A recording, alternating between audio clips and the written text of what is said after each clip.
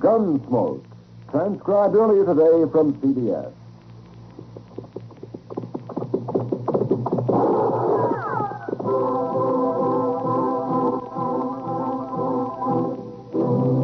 Around Dark City and in the territory on West, there's just one way to handle the killers and the spoilers, and that's with a U.S. Marshal and the smell of Gunsmoke.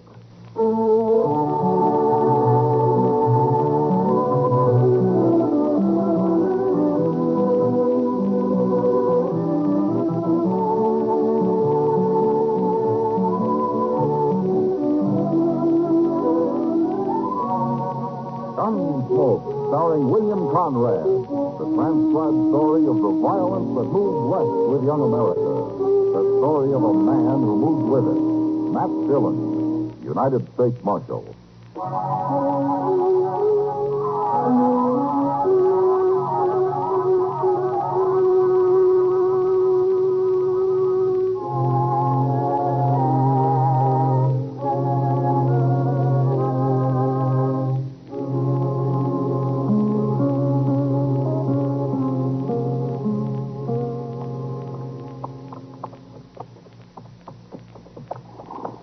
Look up ahead there, Mr. Dillon. Somebody's gone and left his wagon right out on the prairie.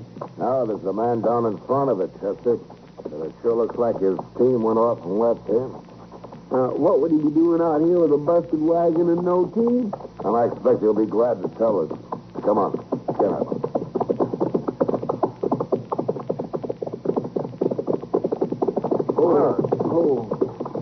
What?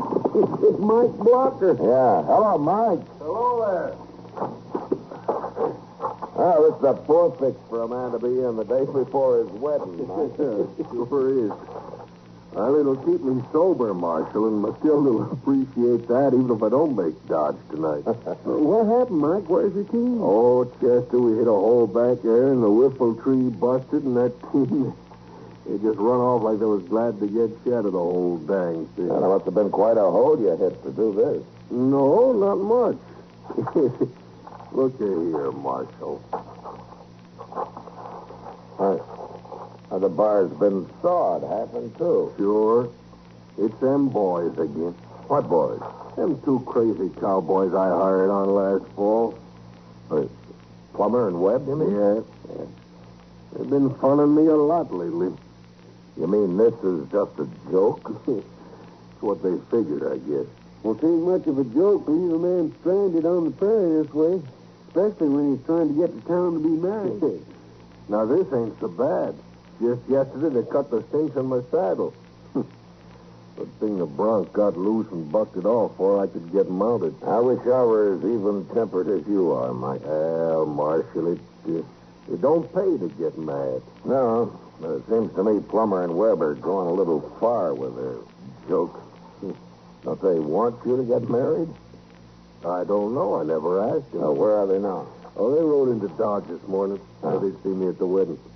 I had to bring the wagon so that I could carry Matilda back to the ranch. Well, we'll find your team for you. Maybe we can rig up a whiffle tree of some sort. You can buy a new one in Dodge. Oh, I'd be beholden to you, Marshal. You'll get to town in time for a drink yet. We'll ride along with you to see what you do, Mike.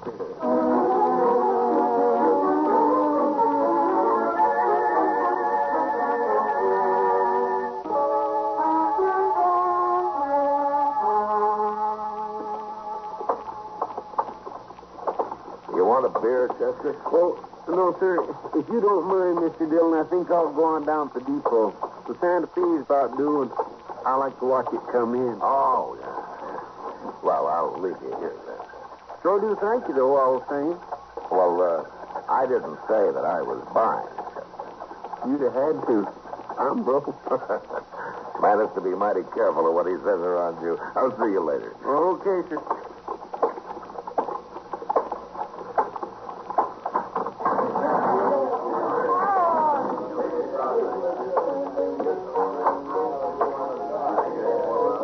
Bring me a beer, Sam, will you? Hello, Matt. Hello, Kitty. Sit down. Yeah.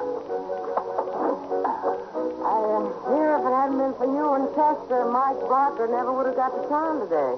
You rode in an hour ago and you already heard about it? Matilda told me. Oh. Yeah, that's right. I forgot about you and Matilda. She's the only lady in this town who is my friend. Here's your beer. Oh, thanks, man. You going to the wedding, Kitty? She insists that I do. You're pretty close friends, aren't you? Pretty close, Matt. I guess it's partly so she can talk to me about things she wouldn't even dare mention to her nice friends. Now, they're no better than you are, Kitty. Maybe not. But there are more of them in the long run. That makes a difference. What do you want to know about Matilda and me? Well, I've been wondering if there's any reason why either of those cowboys who work for Mike Blocker wouldn't want that wedding to come off tomorrow. Plummer and Webb? Yeah, that's right. You must have some reason for wondering about it, Matt. Well, man's friends always treat him a little rough before he gets married, but these boys have carried it pretty far. It's jealousy, Matt. No? Which one? Plummer. He and Matilda used to see each other once in a while. Till she met Mike and fell in love with him. Yeah. Has Plummer threatened her? Or Mike? He's afraid of Mike in spite of his gentle temper. Yeah, he should be. But he told Matilda he'd make as much trouble as he could. What kind of trouble? Anything that'll embarrass her, I guess.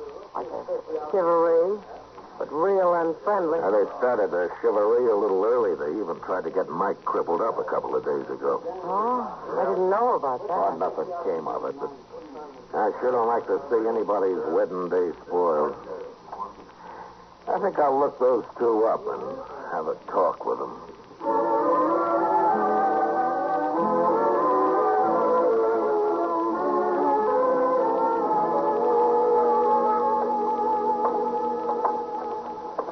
I swear I've been in every saloon in Dodge, Mr. Dillon. Maybe they ain't in town after all. Well, we'll try the hotel, Chester.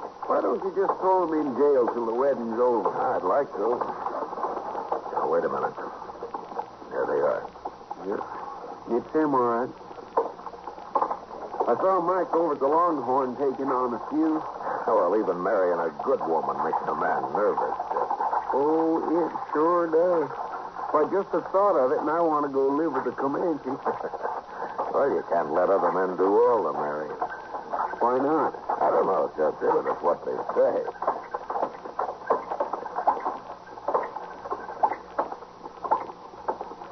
Hello, Plummer. Hello, Marshal. What's on your mind, Marshal? I seen you come all the way across the plaza. Well, I wanted to talk to you about the wedding tomorrow. Oh? You ought to be talking to Mike Blocker. He's the one that's getting married. We ain't, are we, Webb? No, we ain't. Did you think we were? All right, that's enough. You're not dealing with Mike Blocker now. You're dealing with me, and my temper's a whole lot quicker than his. No offense, Marshal. Webb didn't mean nothing. No, I didn't mean nothing. We're just in kind of good spirits. On account of the wedding and all. Oh, sure, you know how it is, Marshal. You call it good spirits to try to get a man hurt 2 days before his wedding? How? Cutting the cinch on his saddle? Oh. Mike told you. He did. He didn't seem to mind as much as you do, Marshal. Don't be fooled by that. If Mike ever does get mad, there's going to be trouble.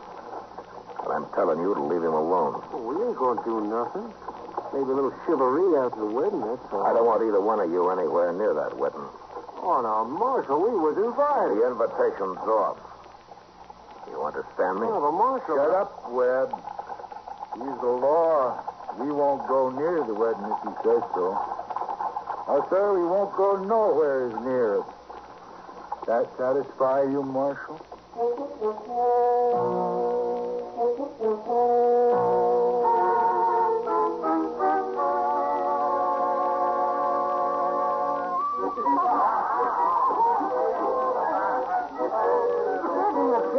Beautiful, man. Now, being a bride sure does something to a woman, Kitty. It's the groom that really does things, too. Chester, you're jealous. If you'll excuse me now, I promised her I'd rush to her room and help her get packed. You should see all the lovely new clothes she has. She's been saving for years. Yeah, I know. Mike told me. He's real proud. You're going to wait around to see him off, aren't you? Yeah, we'll be here. I couldn't get Chester away from that free liquor anyway. This liquor may be free, but it ain't too stout. I'm on my third glass, and I don't feel a thing. You don't have enough blood in you to move it around, Chester. That's your trouble. Well, I'd have plenty of blood if it wasn't for old quacks like you bleeding me every time I get a cold. I never bled a man in my life, and you know it. Well, maybe you didn't, but I sure have been bled by other doctors. Don't blame me if you're fool enough to let him do it. See, you know, Matt, I've always said if people would just stand up to their doctors once in a while, it'll improve the whole medical profession. Well, you may be right, Doc. Of course I might. I'm going to go see if that jug is empty yet. Yeah, I think Mike's drunk half of it himself. Take a look around outside while you're at it, huh, Chester? For Plummer and Webb? Oh, they haven't showed up yet, but they might be waiting. All right, sir, I'll do it. Oh, it's a nice wedding. Wasn't it, Matt? Yeah, fine. I brought some ammonia along in case Mike got too weak to go through it. His entrance was a little shaky, but he got his color back about the halfway mark. Matt. Huh? Oh, what's the matter, Kitty? Matt, it's terrible. That poor girl. What's happened? It's her clothes. All her new clothes. Matt, we went to her room to get a pass, and everything's been torn to shreds. What? It's a mess. And Matilda's up there crying her heart out. Plumber, I Of suppose. course we get it. Who else would? Poor girl. You better go back to her, Kitty. And don't tell anybody about it yet. All right, Matt. Hey, well, what are you going to do, man? Find Plummer and Webb and lock them up. Mike's pretty drunk, and I got an idea he won't take this joke as easy as he did the other.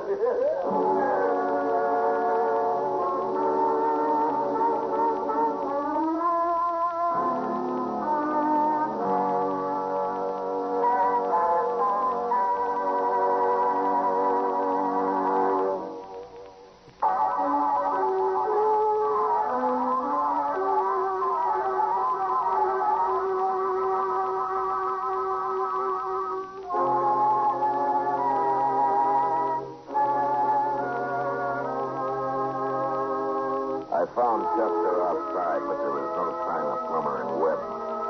We figured they must have sneaked into Matilda's room during the wedding ceremony, and while she stood downstairs happily becoming Mike's bride, they were up there ripping her trousseau to pieces. Still, I was less worried about her than about Mike. It was one thing to plague him, but to practice this cruelty on Matilda might well be the last straw. Chester and I went from saloon to saloon, but Plummer and Webb seemed to have disappeared. They must have left town, Mr. Dillon. Yeah, the Oasis over there is the only place we haven't been into yet. Might as well have a look. It's making pretty bold calling this place the Oasis. Oh, why? It's the poorest saloon in town. A thirsty jackass wouldn't stop here to sniff a rain barrel. Yeah, not if he knew his way around, he wouldn't.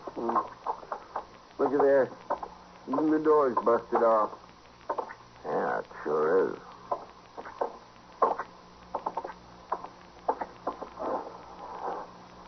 Mr. Dillon, this place is a wreck. Where is everybody? There's been a fight here, Chester.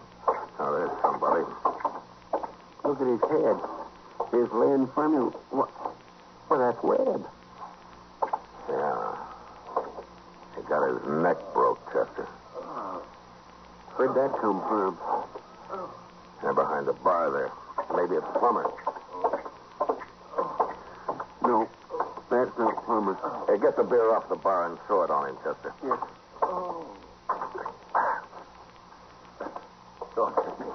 Don't hit me. I'm the marshal. Nobody's going to hit you.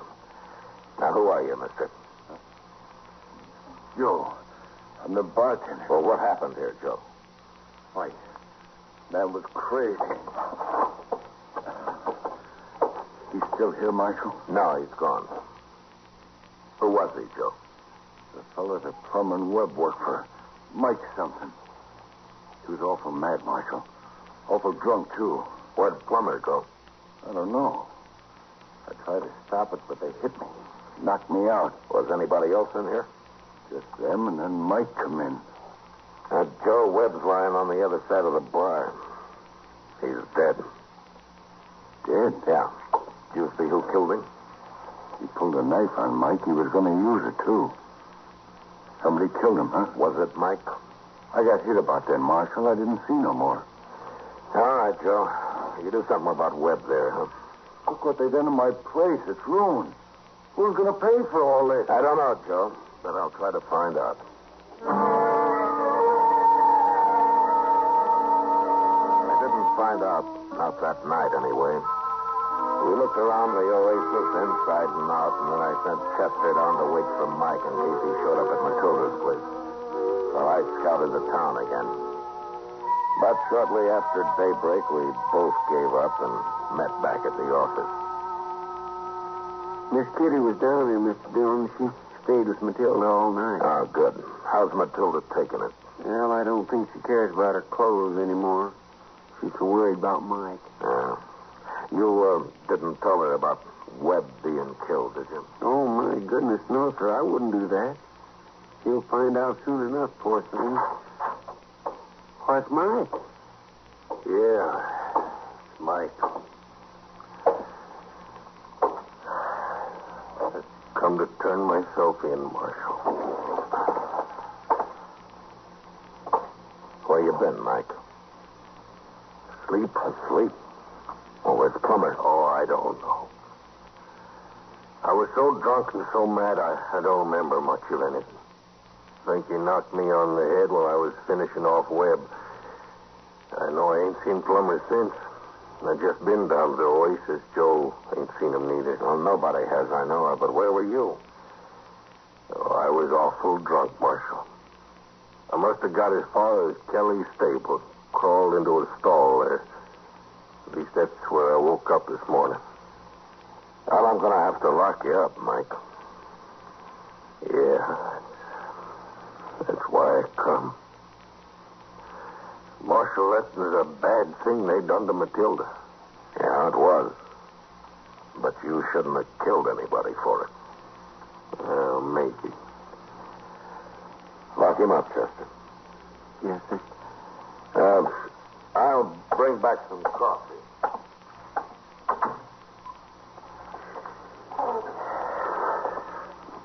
This way, Mike.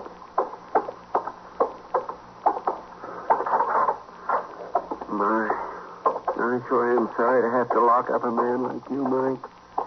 If you didn't, Chester, I'd just go find Plummer and kill him. There you are. Yeah. Mr. Dillon will be back directly. Then you can have some coffee. I don't want nothing.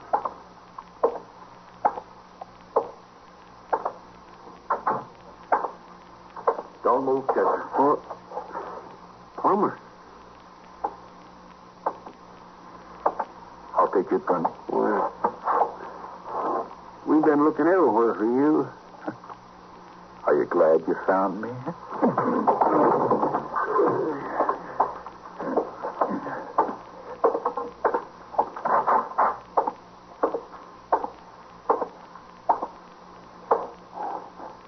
Morning, Mike. What are you doing here, Plummer? I come for you, Mike. I'm going to take you out back and kill you. It's a good thing you got a gun. I didn't have a gun last night. What'd you hit me with then? Table leg. Yeah. I should have killed you, too. You didn't kill Webb. What? You knocked him out, that's all. What are you talking about? He's dead, ain't he? Sure, he's dead. After I hit you with that table leg, I busted his neck with it. What for? So they'd hang you for it. Well, then what are you doing here now? I've already admitted to killing him. I got to thinking, that's why. Thinking what? Well, when Doc gets a look at Webb, he'll know you couldn't have hit him that hard. Anyway, I figured you'd remember about it all. They'll hang you, Plummer. Not me. I'm going to kill you, and then I'm going to be gone to Texas. You shoot me or I'll hear you. I ain't going to shoot you. Less than I have to. I'm going to cut you, Mike. And you won't look very good when Matilda sees you. Matilda? We was friends once, Mike. Real good friends. You know the kind. You and Matilda. I'll tell you what it was like while I'm cutting your throat. Get out of that cell now.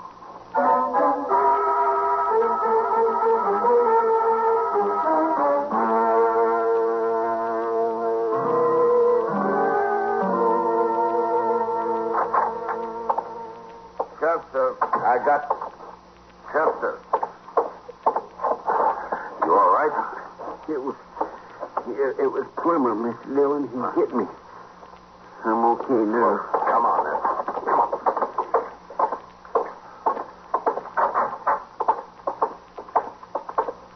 Mike's gone. Plummer must let him out. Let him out. Nothing. He's probably killed him. Let's look out back.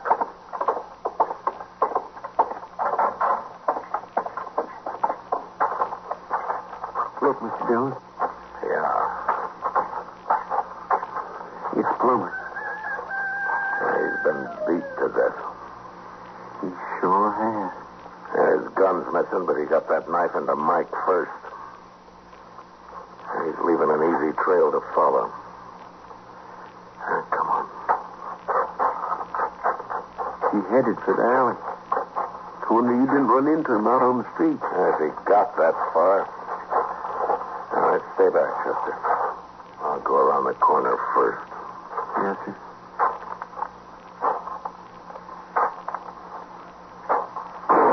No, Mike! I got him. All right, come on.